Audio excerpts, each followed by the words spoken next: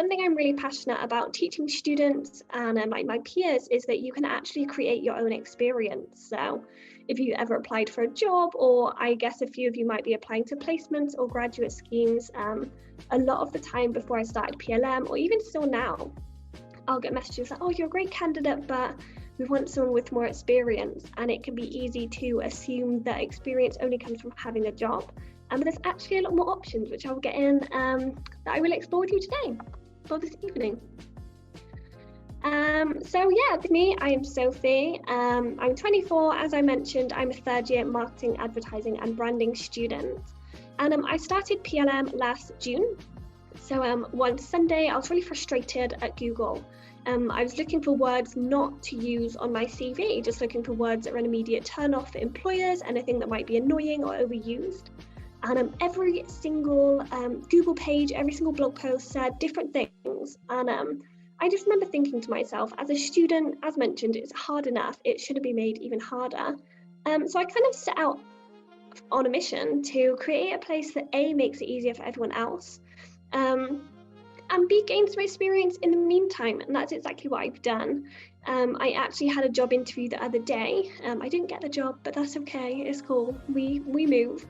And they mentioned that they thought it was really impressive how I've used this last 7 to 8 months really proactively and productively, not relying on other sources to gain experience or upskill myself, but actually I've kind of taken it on myself. So I think gaining your own experience is not just obviously great for upskilling yourself, learning new things, putting your existing skills into practice. But actually employers, they want someone proactive, they want someone who wants to learn more, and that is exactly what gaining your own experience can help you do. So why should I spend my time making my own experience? So I was talking with Jess before we began, and she kind of mentioned that she started like her own blog or her own page alongside university, and asked how much time this takes. So on PLM, I post every day across 3 platforms. I do things almost every evening. I don't make a lot of income from PLM. That's not really my mission anyway, so that's cool. But yeah, I do all these things when I could be watching Bridgerton or watching something else on Netflix, or just chilling out or having a FaceTime with my friends. And I think there's a lot of reasons why I choose to make my own experience over these things. So I've listed a few here. The top one being that the job market is becoming increasingly competitive. So to graduate university with nothing under your belt other than a degree. Although a degree is incredibly impressive, it teaches you great skills, and you should be proud of yourself, you know, getting your degree soon, or not so soon if you're in your first or second years. I feel like sadly it just might not be enough anymore in these big companies when you're in a big pond with big fish. So spending your time doing other things, which I'll get onto, just helps you stand out. Secondly, it might help you find something you love. So PLM, I spend 80% of my time working on, and in the meantime, it started as somewhere to help people or somewhere to kind of build a portfolio. But actually, I've made so many friends, I've gained so much experience, I've built a huge network, and I've just completely fell in love with social media and content creation. So yeah, in the meantime, you might find a new passion. As alluded to, it really does help you stand out. I will get onto some examples in the next few slides, but just being able to show employers that you use your time wisely, that you are invested in your future, and that you spend time making yourself a better employee or a better marketing professional, I think really is impressive to them, especially as a young person. It helps you build your personal brand. So if you're not familiar with personal branding, in short, because this could be a whole hour conversation in itself, personal branding is essentially what people say about you when you're not there. Or a question I've been asked when learning about personal branding is, what do you want to be known for? So your personal brand is exactly that. I'm sure a lot of you have learned about branding in modules. So the way that a company brands itself is similar, but obviously you do it for yourself because it's your personal brand. And to end this slide, it really is just a good use of your spare time. I think at the start of your career, even before your career begins at university, it's really important that you're getting yourself ready. I can only speak that my university isn't great in the careers department. I know a lot of universities are much better than mine, so that is good on you or good on them. But yeah, I cannot rely on my university or my employer or potential employers to upskill myself. It's something that, yeah, you can take into your own hands. So we definitely should. So what gaining your own experience or building your own experience helps you do is think, okay, where am I now? I'm a student, I want to learn more about this, I wish I knew this. And then what you can do is think in the future and consider, okay, where do I want to be? So for me, my dream is to work in social media management or in a socials department. Okay, so here I am now as a student. This is where I want to be. How can I get there? And not how can I get there in that where should I apply for a job, but actually what does it take to be a social media manager? What skills do they need? What content creating tools do they use? Those sort of things. And then what you can do is spend your spare time slowly building up these skills, gaining experience, gaining knowledge. And then when you do come to graduate, you've already got all of these tools under your belt that you can use to get to here where you want to be. So as kind of mentioned in the last slide, you can rely on professional experience, corporate companies or your university to provide you with the opportunities, encouragement and skills needed to get you to where you want to be. I think ultimately success comes from you and a drive and passion within yourself to do more and be better, and both personally and professionally. So how? Cool, like we want to build our own experience. That sounds cool, Sophie, that's something I want to do. But how do I do that? And I think there is 3 ways that you can do this. So number 1 is to upskill yourself. Number 2 is to build your portfolio. And number 3 is to reach out and essentially create your own opportunities. So number 1 is upskill. So to upskill is simply to learn new things, to enhance your knowledge, or kind of just increase your understanding on a skill that you already have. So by a skill, I mean it could be soft skills. So by soft skills, I mean skills that you already have. So communication, time management, negotiation skills, things that you kind of personally possess. And also hard skills. So what hard skills are things that you are taught. So it might be using Photoshop or After Effects for video editing, or maybe you use MailChimp for email marketing. So you can upskill yourself in both of these ways. A great way that I've kind of utilized upskilling over the last 8 months is by doing online courses. It sounds really boring, but actually some of them are quite fun. HubSpot. I will email Jess actually afterwards or message you on LinkedIn, Jess. Just a list of some good online courses and resources that I really recommend. So HubSpot, which is, yeah, lovely. So HubSpot, which is HUBSPOT, have some really great courses and they're all completely free. So I've done courses on content marketing, email marketing, social media marketing, all of these things that my degree has covered, but not as in-depth as I would like them to be. The great thing about online courses too is that typically you get a certificate at the end, which you can pop on your CV or you can pop on your LinkedIn. And it just shows employers like, hey, this is what I do in my spare time. This is what I've been up to. I've been learning about these things. And it could actually be the difference between you and another candidate. You never know. So HubSpot have some really good ones. And there are also videos as well, so you don't have to sit and read for ages. I know that I definitely wouldn't participate if that was, if I had to do that. But yeah, you can literally just pop on the videos, take some notes, and away you go. Another great way to upskill yourself is by webinars. So like things like this, places like, oh, I can't remember what it's called. Again, I will send this to Jess to kind of distribute, but there is a company who actually hosts a lot of free webinars surrounding CVs, surrounding cover letters, how to use LinkedIn. Resources like that are just really helpful to get you started. And finally, social media. I talk a lot on PLM about how I use TikTok and YouTube to learn more about marketing, which sounds like a really boring way to use the platforms. But actually it's so easy. So for example, while I'm having my breakfast, I might just pop on a YouTube video about paid media, which is like Facebook advertising, Google ads, all that sort of thing. It's just a 10-minute video, and in those 10 minutes, I've actually done a lot. You don't even have to listen completely. You can kind of get on with other tasks around the house or around your apartment whilst listening. But it's a great way to just build a really great base knowledge on certain things. Especially, for example, I have recently got really interested in email marketing. And I would love to kind of keep that door open as a potential career.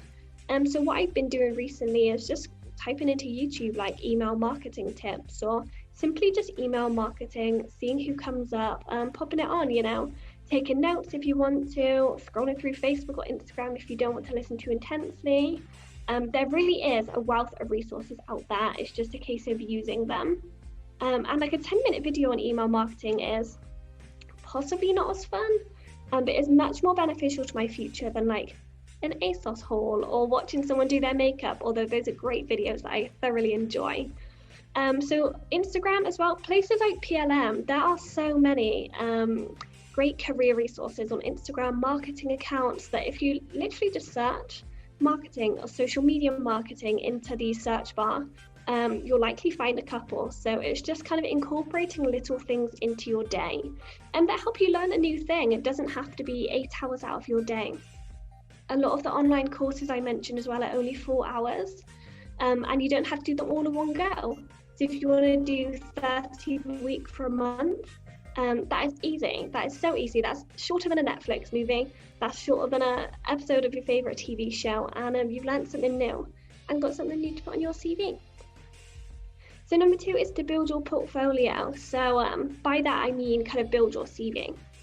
So in COVID times, and with a very saturated job market, sometimes you just have to do it yourself. I worked in an agency for 10 months last year, and now I've been freelancing as a social media manager since. And I am one of many students to have direct marketing experience before graduating. I feel very lucky, and I know a lot of people aren't as lucky to have found something so flexible within direct reach of where they want to be upon graduating. So without that experience, I feel like I wouldn't be in the position I am now to apply for graduate schemes confidently. So these are a few ways that I recommend building your own portfolio. So if you are looking for a part-time job in marketing right now and can't find anything, it doesn't mean that you can, boost your CV, boost your LinkedIn, learn something new. And honestly, these are so simple. So start a blog. That is exactly what I've done with PLM, and it's gained me opportunities to guest lecture around the UK, virtually of course. It's gained me opportunities to write an ebook, to do loads of things, loads of really cool things I would never have got to have done if I never just started an Instagram page. And honestly, it's as simple as making something that's called Sophie's marketing blog. It can be really easy, posting twice a week. You could post on marketing news or like what you're learning at uni. I follow a lot of girls and boys who do that, who just use Instagram as a portfolio to share their knowledge. But what that does actually is not only show your knowledge to employers, give them a place to visit when they see your CV, but it helps you build your skills again. So just using Instagram as an example, so I started PLM on Instagram. I've learned all about paid ads. I've learned how to use hashtags, how to write good copy. By copy, I mean my captions and the infographics I create. It's taught me really great graphic design skills. It's taught me how to communicate. It's taught me how to engage an audience. It's taught me all of these things that actually are going to be so beneficial when I graduate and really help me get a job. Similarly, start a podcast. Why not? It's as easy as recording something on your phone, uploading it to Spotify, making a name, creating a logo on Canva, which is a free graphic design tool, and away you go. That's it. Share it with your friends, share it on LinkedIn, and yeah, again, great skills. Sending a newsletter. So if you're not familiar with what a newsletter is, it's just kind of an email that you can send monthly or weekly that goes directly to people's inboxes. It's just an email. But that will teach you great commercial awareness skills, so keeping up with industry trends. It shows that you have great email marketing skills. Similarly, grow on TikTok. It sounds so silly, it sounds so simple. Start on Instagram, post on LinkedIn, all of these things. But what they're doing is teaching you really valuable skills. So growing on TikTok, you'll need to understand your target audience, you'll understand how to organize your time, manage your time, you'll understand how to create video content, which is all the rage in 2021 marketing. So honestly, as simple as that. And what you're doing is building your portfolio, boosting your CV. I say employed, I've like brought on a volunteer to my team to manage my Facebook group, so my Facebook community. And what I looked for was someone doing these things as simple as, I've grown an audience of 200 on TikTok by posting twice a week about marketing. That's it. And I've been looking for someone who brings that, because it shows that they're proactive in their spare time, that they're passionate about marketing, not just as a degree, but outside of it. So really simple ways to actually gain some great experience. And lastly, I think this is my last point, is to reach out. So I actually got a job a few years back through asking for it. And it's not rude at all. But yeah, don't wait for an opportunity to come to you, go and get it. Pop an email, DM, message on LinkedIn. One thing I always recommend to my PLM, like girls and boys, is social media experience specifically. There are thousands of small businesses on Instagram, on Etsy, on Facebook, who likely have no idea what they're doing.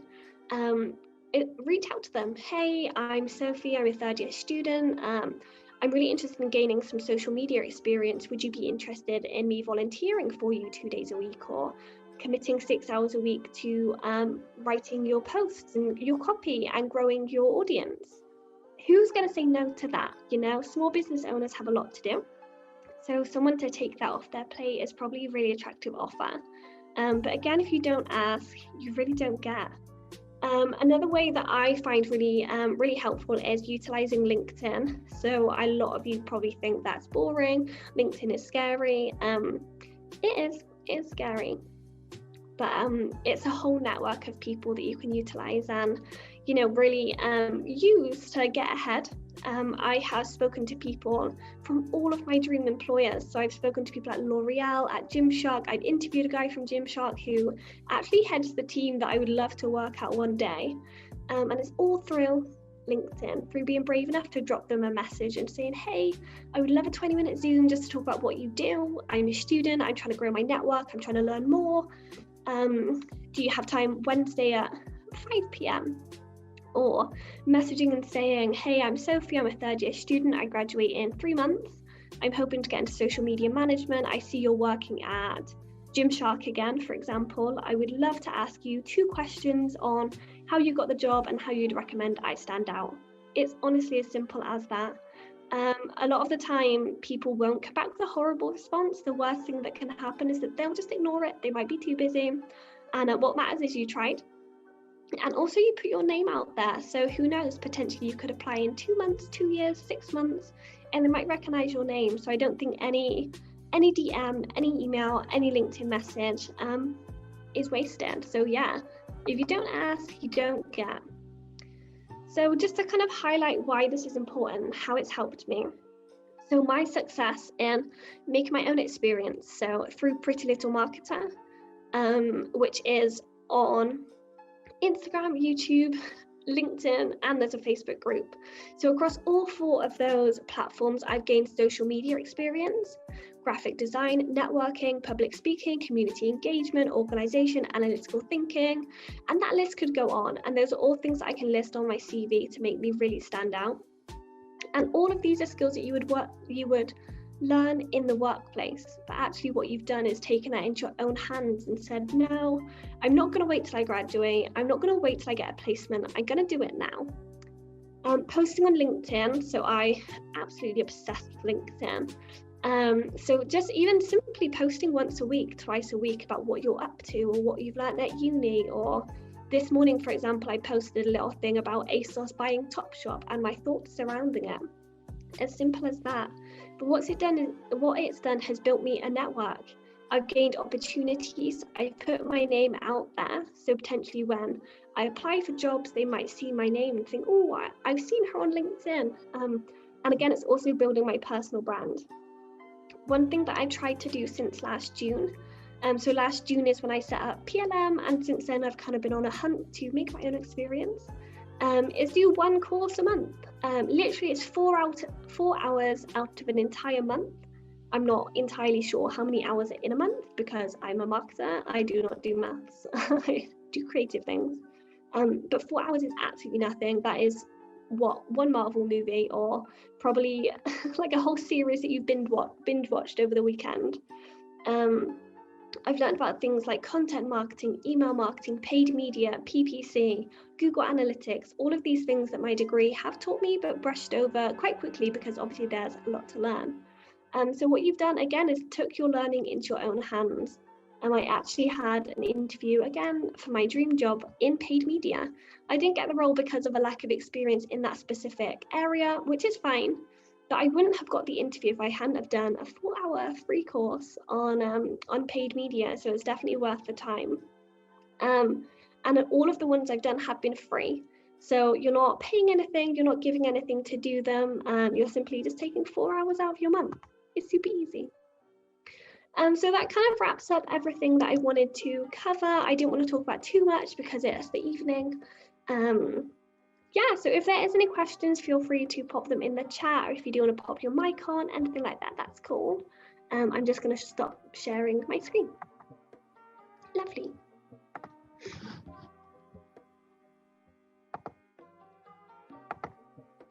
I was wondering, Sophie, if you have like your job board that you post on, or the Facebook groups that you have. I didn't know if you want to as well. Sorry, my love. It cut out a few times. I don't know if you want to repeat it or if you just want to pop it in the chat. It's up to you. I don't know if it's my Wi-Fi playing up again.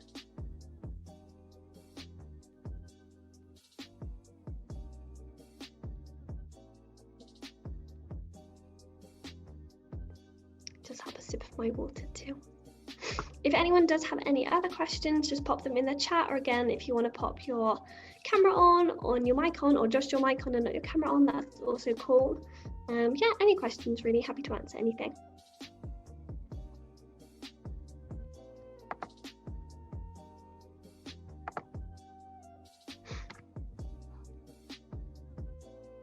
Yes, of course. Cool. Jess asked, do I want to share my screen and show people the resources that I have available? I can do that. Need to remember how to share my screen. Oh, goodness me. So I'll head to my website, actually.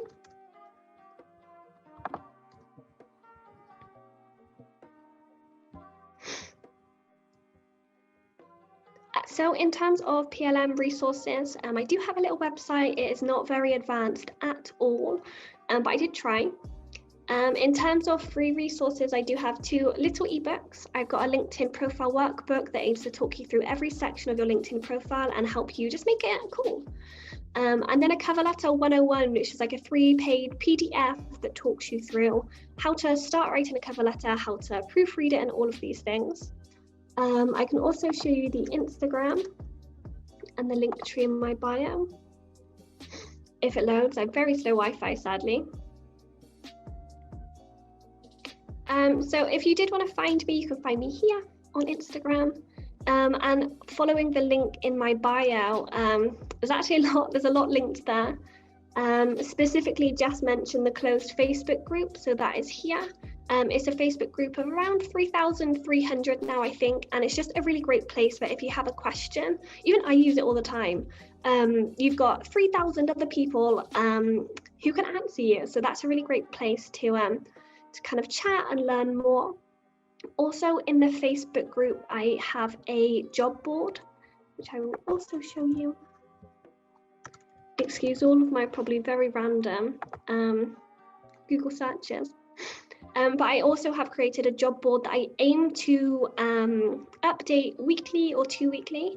A lot of them are graduate roles, so if you are looking to graduate this year, it might be a good place to kind of hang out. And that can be accessed through the Facebook group, which is accessed through the link in the bio on Instagram. But yeah, and a few placements on there, not too many because it's a bit of a struggle right now, isn't it? But yeah, to answer that for Jess, that's kind of where everything is. If you are interested, you can just head to the Instagram, and then literally everything's in the bio, nice and easy. So yeah, that's where I am. Sorry, I just wanted to say, so did you say you did a placement for 10 weeks, was it? So I never did a placement, actually. I didn't want to, but I worked in a marketing agency. So I worked in a digital marketing agency for 10 months. So from last February to November. Sadly, they had to let me go, which was rubbish. But yeah, very grateful for the experience. Yeah. Did you apply through, so you mentioned that you messaged them on like LinkedIn and stuff. Did you do it like that way? Because I'm currently looking for a placement, so just quite a good idea of messaging them. Yeah, so I had actually seen the job advertised. So I saw it advertised on Indeed. Luckily, the agency was local. It literally is about 10 minutes that way from my house. That's quite and I reached out via email and before I submitted a CV and covering letter, which is what they were asking for. I just messaged them and asked a few questions like, hey, I'd love to know more about your company, about the role, just so you can kind of show your interest, show you're proactive. And I think it really helps stand out, because a lot of people just submit the CV, submit the cover letter, and then like you're done, you just wait. But actually taking the time to pop like a personalized email or a DM, I think is really special. And the job, yeah, it was really enjoyable, and I actually got the role because they were really impressed from my email. So all kind of ties together nicely. Oh, that's quite good then. All right, thank you. No problem, it's okay.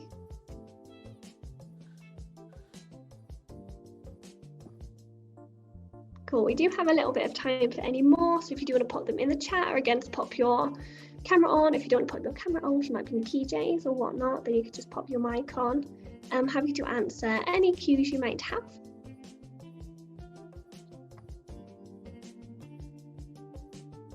Or software to use if you're new to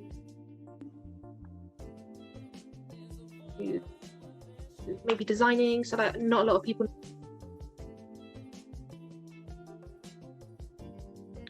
Sorry, it keeps cutting out. I don't know if it's me. No, I'm sorry, Jess, we can't hear you. Can you type in the chat? It's all the Wi-Fi's, all the internet. Mine does it sometimes, sadly.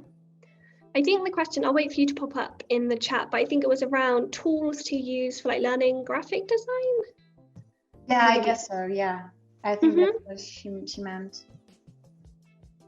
Cool, I'll answer that part of the question while I wait for you to pop it in the chat. So I've just been using Canva, which I'll pop in the chat. It's literally just canva.com. It's free. It does have a paid version, so you can pay like $10.99 a month, I think, but it's all like advanced features that you probably don't need. I only pay because I use it for my freelance clients. So I freelance as a social media manager in my spare time. But honestly, it's really easy to use. The slideshow that you just saw, I created on Canva. Probably took me about 30 minutes, super easy.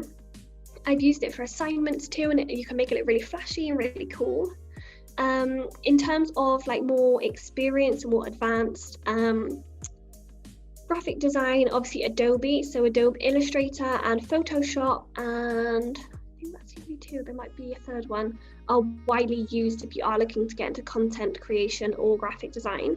Canva is great, but it's not really industry used. It's good for like Instagram, creating little things for your assignments, but in terms of jobs, I'm not sure how recognized it is.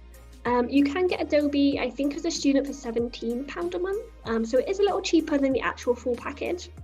You might be able to get it cheaper through uni, so it's definitely worth checking.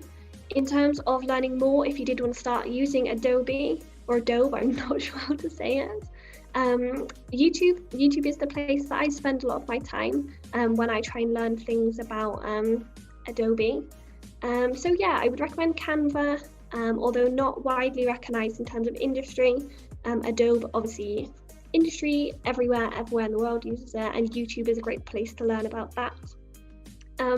If you're looking to learn a bit more about email marketing, which is getting a lot more popular, and there's a lot more kind of, Jess has popped a little thing in. Oh, that's different to what we'll talk about. I'll get to that too. yeah, MailChimp is a good one if you're looking to learn a little bit more about email marketing, or if you did want to spend some time setting up a newsletter or anything like that. MailChimp, which is just, I'll put it in the chat again, just in case I say it wrong. MailChimp. So those 3 are good ones. Nick has asked, how do you prepare yourself for interviews, and are there any key traits you think are important to share with employers? I will just have a sip of my water and then I'll answer this.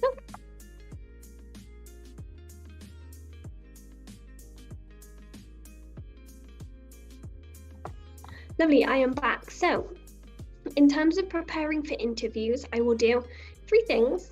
Seems excessive, but I think interviews are the hardest part, and if you're not showing you're fit for the role, then you're not going to be picked at the end of the day. So what I will do is use the job description. So the description that you use to apply for the job, the place where they're saying what they're looking for. I will either print that off, or now I've moved into my own place, I don't have a printer, so I'll just do it on like Google Forms or Google Docs, and think, okay, so say there's 5 bullet points. They want someone who's done this, has this quality and this. And what I will do is next to it, write where I fit these. So even if I don't have the direct experience, for example, say they want someone with 2 years in sales, which I do not have, what I could do is write next to it, okay, what does sales need? Sales needs someone confident, who has good negotiation skills, that is good with people. So what I will do next to it is list experience examples of this, where I have achieved those skills. So I would list where I've showed good negotiation skills, or where I've used great communication skills to like dissolve a situation. So going through the job description and noting examples for each one. The second thing I will do is extensively research the company. By that I mean what's in the news, what are their forecasts financially. I will head to LinkedIn, look at all of their, well, probably not all of them if they're a big company, but I'll look at their employee pages, what people are saying about the job, what have they done before getting the role, just so you can understand the company a bit more. A lot of their careers pages as well, so like L'Oreal, for example, have like l'oreal.com/careers or something like that. A lot of them on there will have stuff about their company values, the sort of people they look for, what's their culture like, all these sorts of things. So preparing yourself to really understand the company and how you can fit. And then finally, I actually have a post on my page, very shameless plug, it's not a plug, it's just a very helpful post, that lists 9 very common interview questions and how to answer them. So I actually used that post in an interview 2 weeks ago, and just write my answers to each question. So what are your strengths? Okay, quickly write that down. What are my weaknesses? Write it down. Because then it means that before you go into that interview, you've got a few examples in the back of your mind of 1, how you fit the job description. 2, your research on the company helps you consider how you would fit there and what kind of personality traits and characteristics you can show to show that you're a good fit. And then finally, because you've kind of written the answers to questions you might have expected or might be expecting, it just means that you're nicely prepared, you've got some examples in the back of your head and you're ready to go. In terms of key traits that you think are important to share with employers, I think everyone and their dog is passionate, creative, and imaginative. So employers want people that think outside of the box. So I think being visionary is really important for employers nowadays. So by visionary, I mean people that look into the future, see the business vision, and want to help them get there by thinking outside of the box.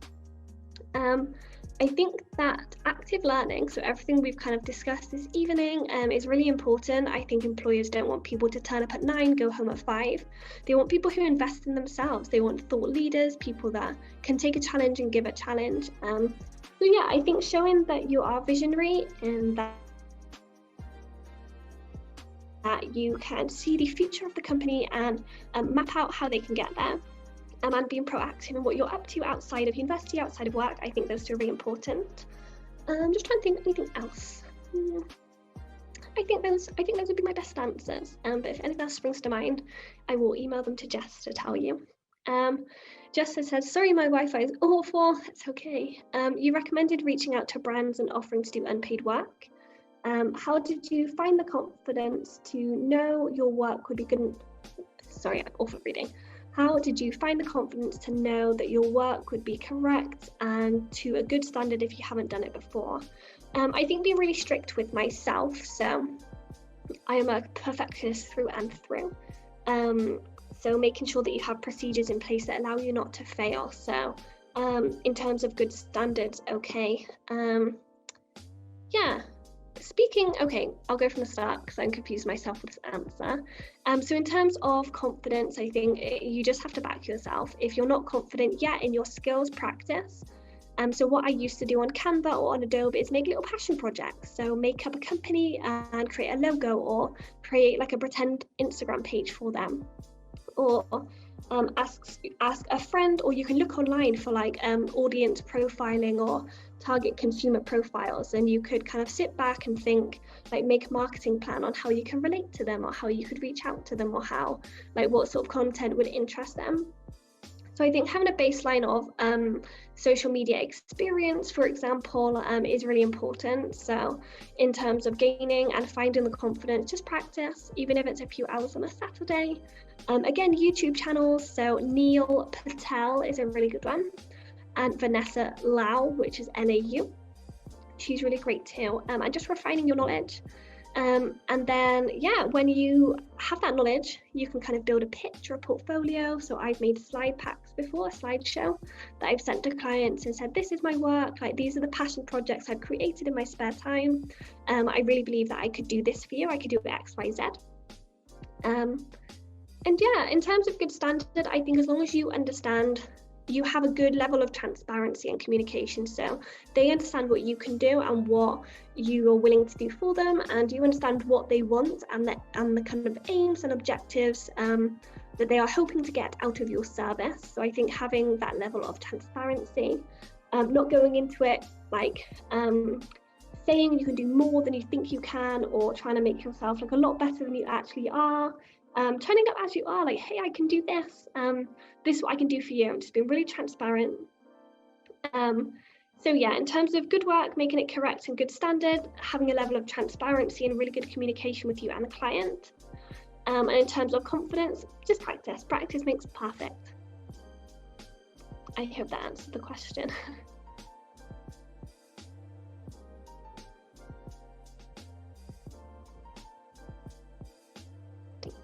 You're welcome. Cool. We do have a little bit of time, so any other questions, feel free, but if not, that's also fab.